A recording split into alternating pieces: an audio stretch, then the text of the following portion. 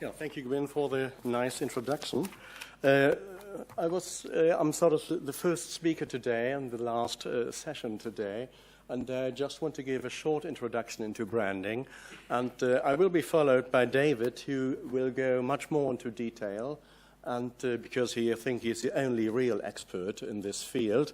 He again will be followed by Mike, who will show some practical example in this branding branding So I want to start with the question, what is branding? And a brand is really an image of a product or a service, and which is in the head of the consumer. And this image reflects, as I mentioned here, the affective, which is the emotional side, the cognitive side, which is the sort of knowledge or individual knowledge, and the creative position, which is which drives you to do something. And all these aspects are important for what the consumer has in his head when he thinks of a brand. So a brand is basically the image, and the image is firmly grounded into the heads of the consumer and connected with certain associations or connotations which are in the heads of the consumer when he thinks of a brand. So consequently, it's immaterial because it's just an image in the head. It's subjective, so it might be different in the different heads, and it's quite distinctive. In most cases, the product or the service had long been offered to the consumer over a long time, so there was enough time that it really sank into the image, sank into the heads of the consumer.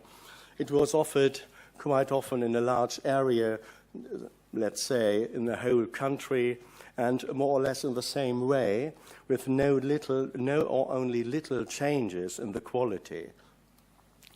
Because of that, the brand is really derives and established in the head of the people.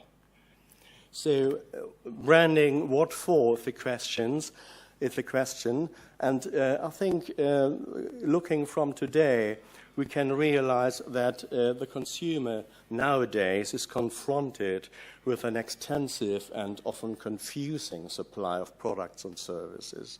So it's difficult for him, or even impossible, to tell the difference of all the offers. Everything seems to be very similar. If we think of computers or laptops, it's hard to tell if I buy an IBM machine or a Dell or whatever. It might be that there are people who say, I'm an Apple man, so that's a little bit different, but it's hard to tell the difference between all the DOS or Windows machines. Consequently, producers tend to promote not only the utility value of their products or services, but they try to install an additional value. And that additional value might stand symbolically for certain values.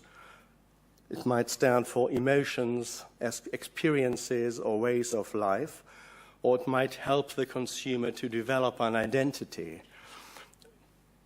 As an example, identity, I am a Mercedes driver. I'm a user of an Apple computer. So this is a sort of an identity which can be important for the consumer.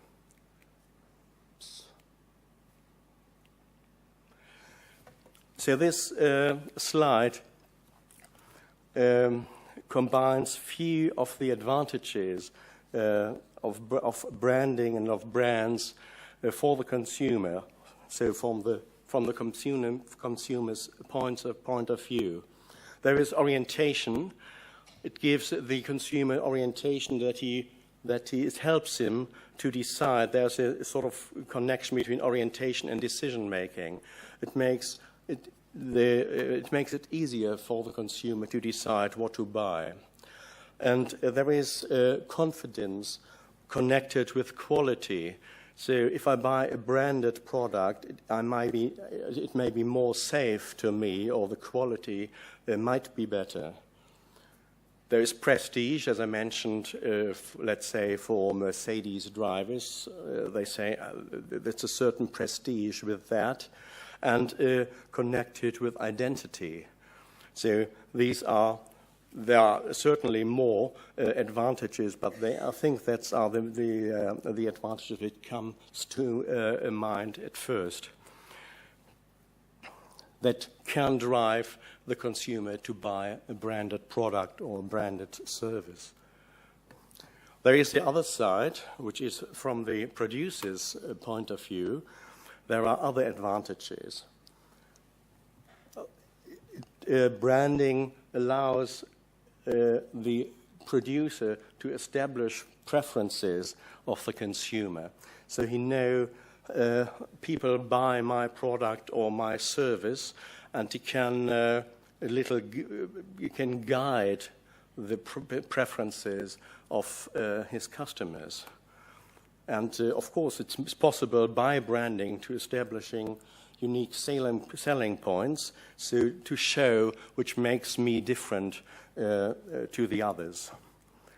There is a close relationship to the customer possible, and we know that today by all these things in sort of community building, the community of the users of a certain product.